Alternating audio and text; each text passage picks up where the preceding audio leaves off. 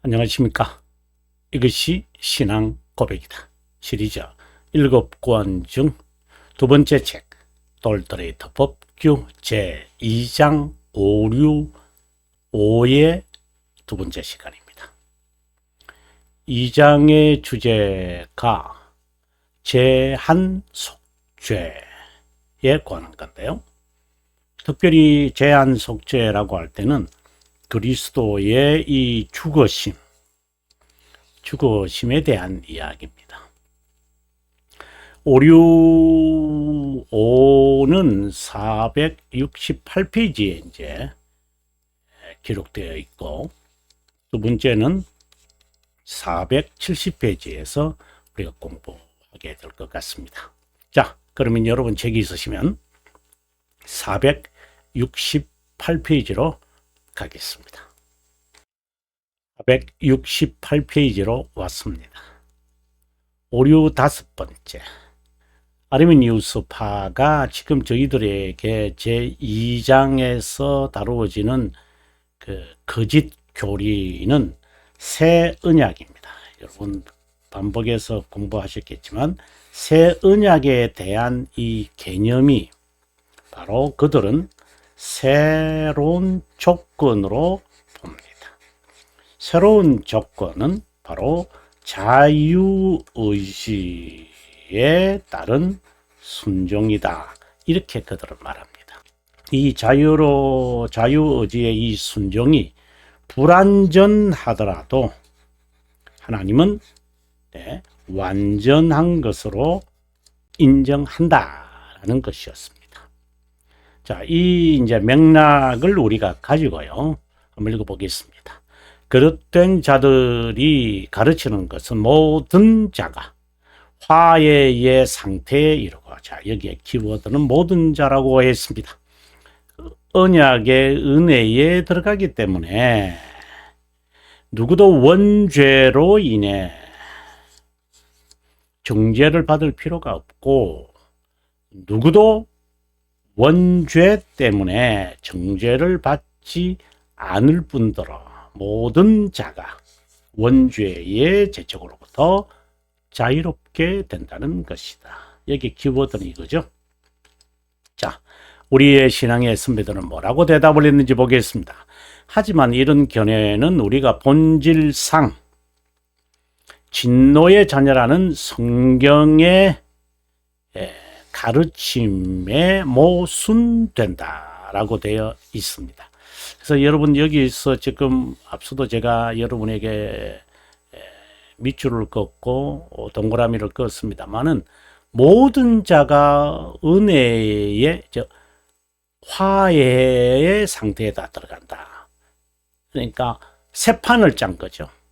예수 그리스도의 죽으심은. 그래서 모든 자를 뭐 선택 유기 그런 것이 없고 일단 모든 자를 다 받아들인다. 그 다음에 이제 순종을 하면 이제 이런 식으로 갑니다. 매우 공평하고 심지어 공정한 것처럼 우리들에게 기만수를 지금 벌이고 있는데요. 자, 아무튼 우리가 470페이지로 가도록 해보겠습니다.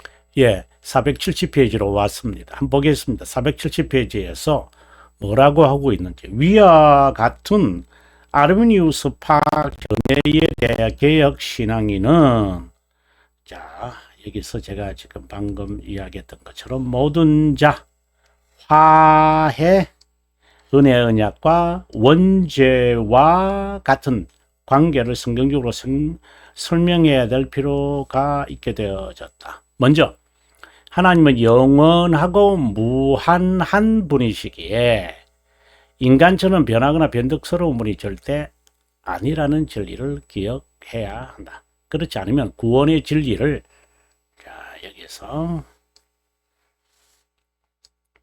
제가 영원이라고 말할 때 말이죠. 제가 이야기를 이제 사실상 제가 언급을 많이 하죠. 실제로는요. 여러분 전도서 아시죠? 전도서에 여러분 우리가 어떻게 본다면 그리스도인의 그 가치관 설정이잖아요. 가치관.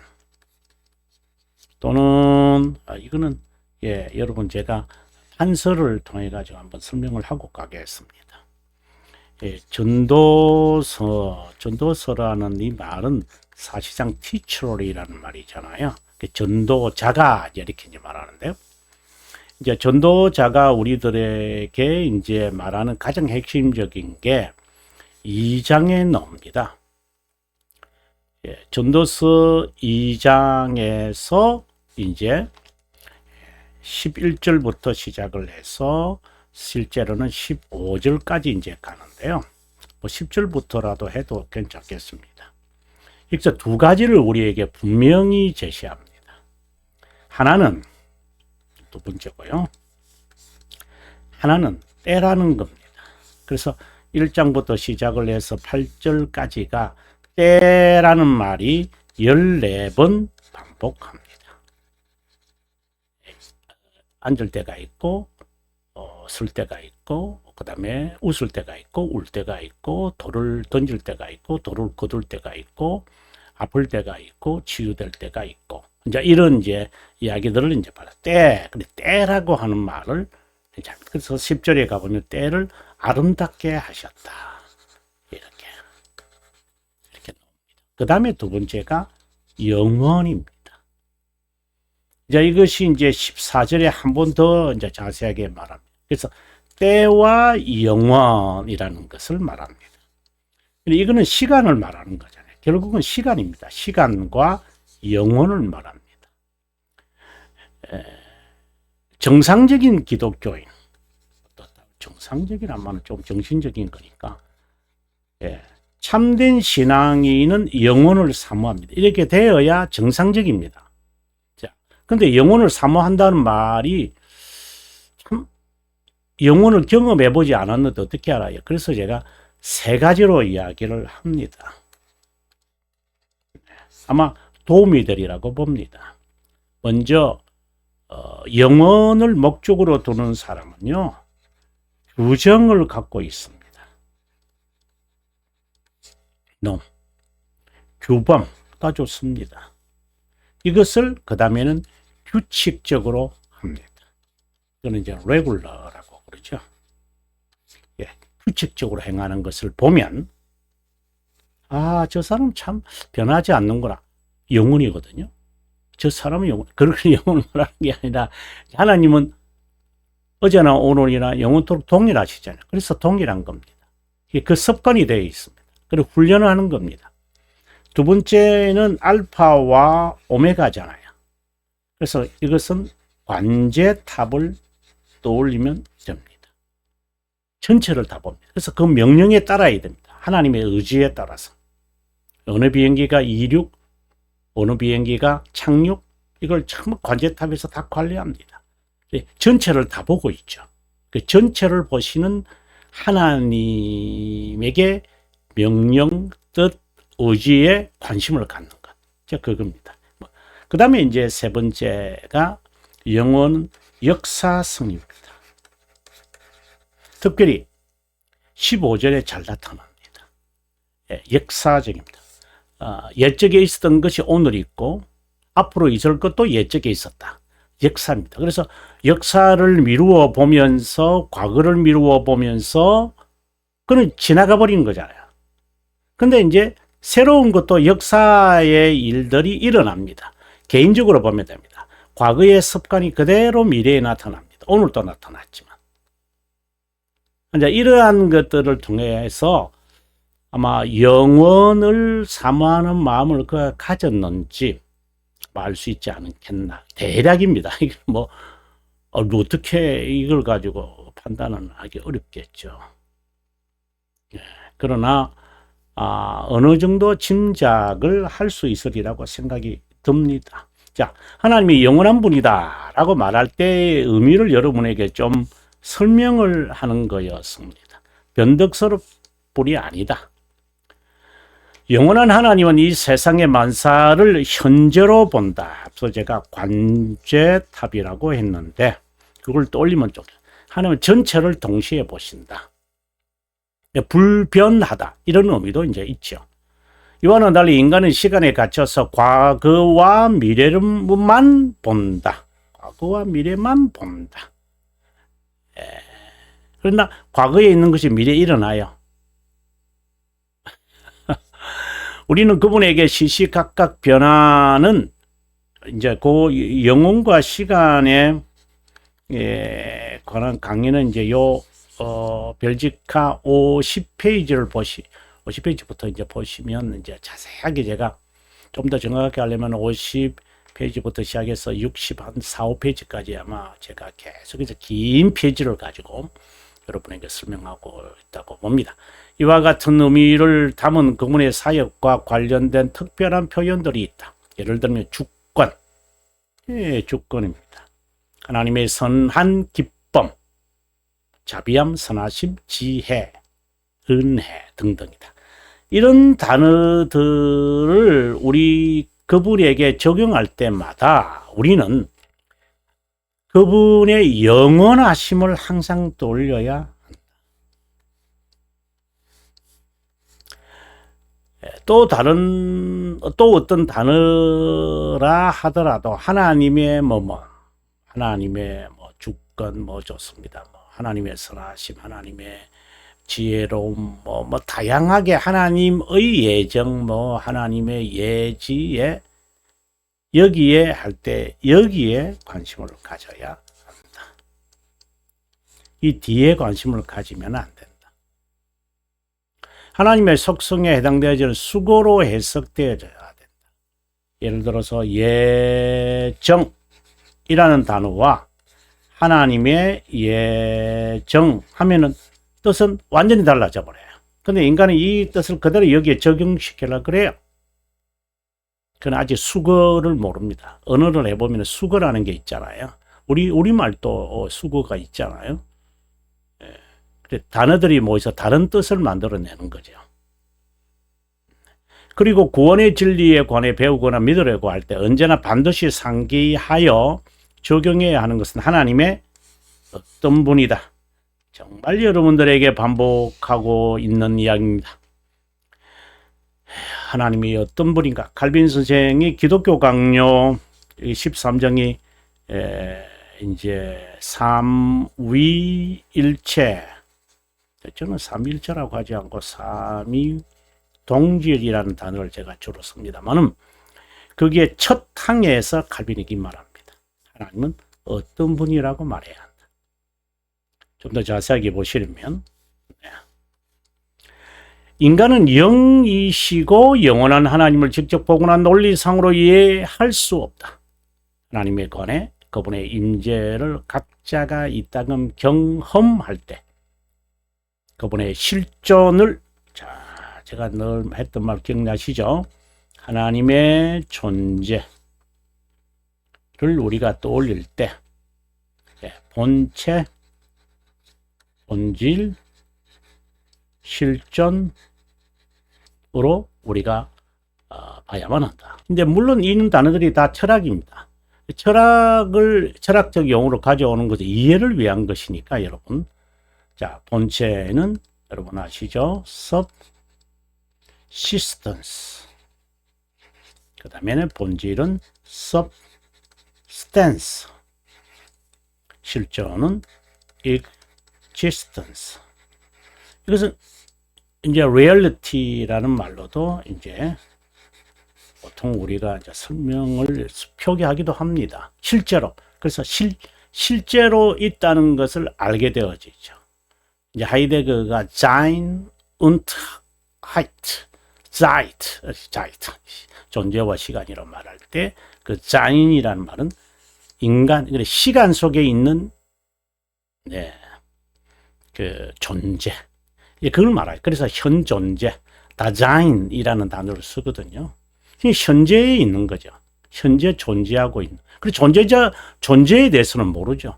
존재자가 현재에 있다. 그는 실제로는 번역을 좀 잘 못했는데, 잘 못했는지 의도성인지 저는 모르겠어요. 근데 실존이란 말로 해석이 되어져야 돼요. 본질이라는 것은 일반적 존재를 말하고, 본체라고 말할 때는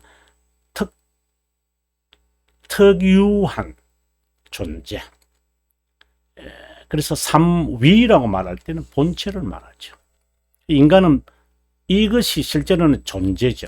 근데 그 존재가 일반적인 존재가 있어요. 인간이라는 존재, 이럴 때는 인간이 가지고 있는 어떤 성격들이 있죠. 그것이 바로 본질이라는 거죠. 그것을 우리의 삶에서 이제 하나하나 깨닫게 돼요. 거기에서 밝혀지고 이제 드러나는 존재. 그래서 실존이라고 그러죠. 그분의 실존을 우리가 경험한다. 그럴 때 우리는 그것을 속성으로 고백하게 돼요. 하나님의 전능하심, 하나님의 존재하심, 하나님의 무한하심, 하나님 불변하심. 자, 이런 것을 우리의 삶에서 이제 경험을 해야 그것을 또 우리는 고백을 하죠. 예를 들어서 거룩, 인자, 선하심, 지혜, 자비함, 사랑, 인내, 이걸 우리가 이제 경험을 해요. 근데 영원함과 무한함 이런 것은 이제 비공유적 속성이라고 이제 신학에서 말함으로써 인간이 경험의 대상이 아니죠. 고백의 대상이죠. 그러나 이것은 보통 이제 공유적 속성이다 이렇게 말하는데, 이것은 인간이 공유한다 이런 개념이에요. 그 공유라는 말 자체의 이제 번역이 좀 마음에 들지는 않아요, 실제로는요. 우리가 신학에서 이제 공유적 속성, 비공유적 속성 이렇게 말하는데, 여러분 이걸 제가 판서로 하면 또 부가적 설명을 할게요. 이제 하나님은 어떤 분이냐 이렇게 말할 때에 이제 하나님은 이제 공유적 속성이다 또는 비공유적 속성이다 이렇게 하는데, 제가 이 번역을 좀 마음에 안 들어 한다 그랬잖아요. 공유적이라고 할 때는 커뮤니커블이거든요. 예, 스펠링이 좀, 네. 말은 이렇게 놓고 글자는 이래서 커뮤니커블이거든요. 이 뜻이 뭐예요? 전달할 수 있는 이 말이에요. 전달되는. 그 다음에 이거는 뭐 incommunicable이죠. 예, attribute. 예, TT이거든요. 좀 더 TT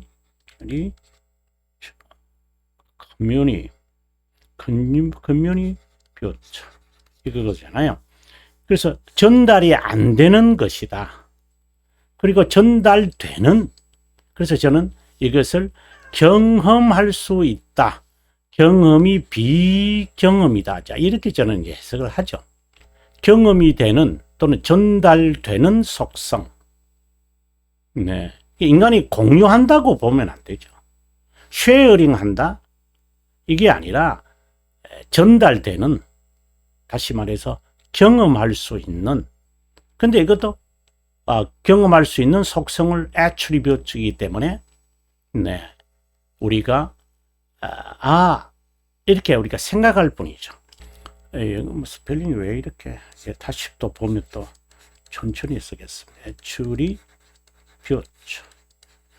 이렇게 이제 강의하면서 바로 이제 즉흥적으로 나오는 말이다 보니까. 자, 그럼 다시 본문으로 돌아왔습니다. 선택된 자가 자신의 삶에서 성경이 명시한 대로 체험할 때 표현하는 것이다. 체험이기에 형용사로만 어떤 분이냐 이렇게 물어보는 것이죠. 우리가 하나님에 대해서 그 형용사 앞에 완전히, 벨지카에서는 완전히 perfectly wisdom, perfectly goodness, 자, 이런 말을 하거든요. 또는 이제 신앙 고백서에서는 most wise, most good, 이제 이렇게 들어가요. 뭐 다 같은 이제 의미입니다만은, 이것은 이제 비교급이 아니고 뭐예요? 최상급이잖아요. 그러니까 비교하면 안 된다는 말이죠. 그래서 하나님이 우리들에게 전달하시는 속성, 지혜, 선함, 그리고 은혜, 뭐 예. 그리고 정의, 뭐 정의롭다, 뭐 이런 여러 등등에 있죠. 네. 그러면 위에 제기한 모든 자, 화해, 은혜, 언약과 원죄와 같은 단어의 성경적 의미를 이제 하나님의 영원함과 관련하여 파악해 본다. 영원불변한 하나님은 창조 이전 인류에 대해 작정했다. 여담이지만 언제나 현재이신 하나님의 사이에 과거 시제 동사를 사용하는 것이 적절하지 않지만 울며 겨자 몇 교식으로 사용할 수밖에 없다. 하나님은 선택하여 구원에 이르게 하는 일부에게, 아주 핵심적인 말인데요. 여기는 모든 자, 서로 대비되죠. 믿음을 주기로 작정하고 나머지는 주지 않기로 작정한다. 1장 6항입니다. 여기에 하나님의 영원한 결정이라는 제목으로 이제 우리가 이미 다루었던 적이 있습니다. 모든 자가 화해의 상태에 이른다. 정말일까요? 영원 불변을 부인하지 않고는 성립할 수 없는 거다. 아니, 모든 자를 구원하시기로 하셨다면은, 이제 우리가 두 가지로 보는데, 시간을 창조하실 이유가 뭐 있어요? 다 천국 보내시는데. 그 다음에 또 하나는, 새 언약, 그리스도의 죽으심을 인하여 새 언약을 맺고, 그 다음에 이제 새로운 조건을 만드셔서 이제 모든 자를 이제 새로운 조건을 받게 했다. 이것도 말이 안 되는 거죠. 아니면 그전에는 그러면 이제는 그럼 구약 성경 시대에 살았던 예수님이 죽으시기 전에 있었던 이 사람들은 그러면요. 이거야말로 어느 도단이죠. 달리 말하면 영원한 선택의 언약으로 드러난 것이다. 제가 여러분들에게 언약에 대한 이야기를 참 많이 하잖아요. 이것은 우리가 오류 이제 2에서 여러분에게 제가 언약에 대한 개념을 밝혔다고 봅니다. 그 자비함은 영원한 신격의 합의에 따라 인간의 행위와는 무관하게 주님 안에서 구원하고 보존한다. To deliver, to save. 예.